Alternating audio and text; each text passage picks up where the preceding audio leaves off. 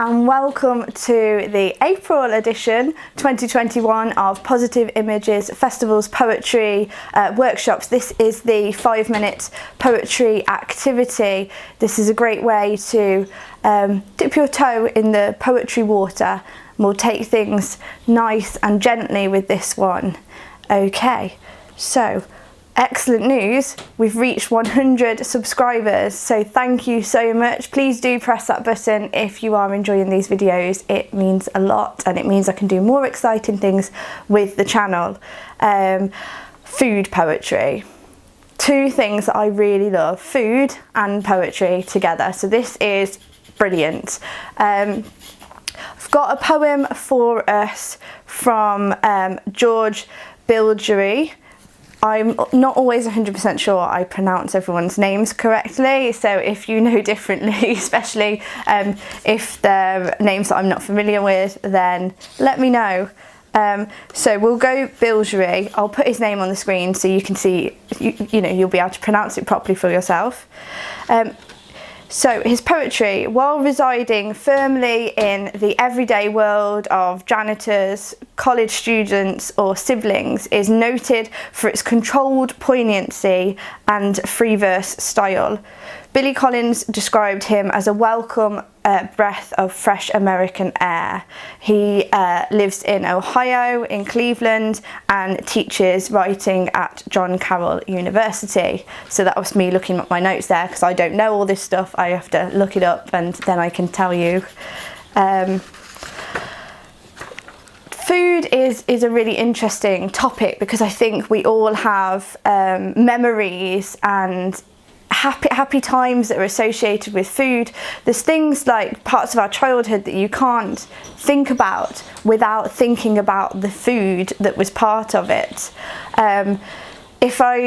Even as a vegetarian, if I smell sort of burger vans and diesel, it reminds me of going to the fairground with friends as a teenager, and I love the smell even though I wouldn't eat the food anymore. There's Subway, reminds me of university, because my building was next door to Subway, so there was always that smell coming through to our room, to our student union. And there's food that reminds me of my grandparents, so the smell of fresh tomatoes reminds me of my granddad, because I've never tasted anything quite the same as the ones that were grown in his greenhouse. They had a beautiful smell and taste to them, really fresh and tomatoey.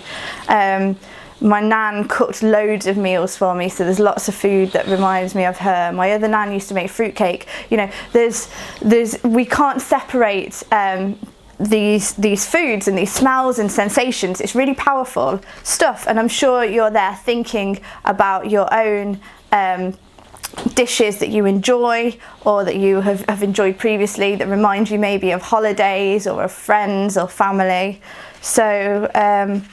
So yeah, we'll have a think about that. So this one is called Corned Beef and Cabbage. I can see her in the kitchen, cooking up for the 100th time a little something from her limited Midwestern repertoire.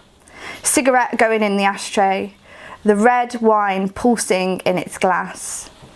A warning light meaning everything was simmering just below the steel lid of her smile as she boiled the beef into submission, chopped her way through the vegetable kingdom with the broken-handled knife I used tonight, feeling her anger rising from the dark chambers of the head of cabbage I sliced through, missing her, wanting to chew things over with my mother again.